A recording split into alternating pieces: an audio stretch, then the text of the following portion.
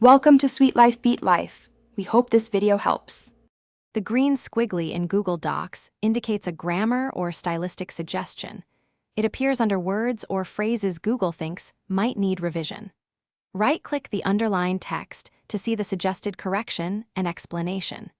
These suggestions come from Docs Grammar Checker or enabled accessibility tools in your account. Third-party extensions, such as Grammarly or language tools, can also add green lines to the document. Understanding the source helps you decide whether to accept, ignore. To remove a single green line, right-click the underlined text and choose Ignore or Accept. Accept will apply the change, while Ignore hides this suggestion for that instance.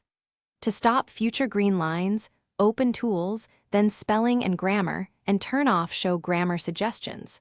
For green lines from extensions, open your browser extensions and disable the specific grammar add-on. You can also use incognito mode to confirm whether an extension is causing the green underlines. To turn off grammar suggestions permanently, go to Tools, then Spelling and Grammar, and toggle Show Grammar Suggestions off. If false positives persist, set your document language precisely under File, then Language to match your writing. To stop external green lines, open your browser settings, go to Extensions, and remove or configure the grammar add-on. Finally, clear cache or restart the browser to ensure changes take effect and reopen your document to confirm the green lines are gone. Thanks for watching.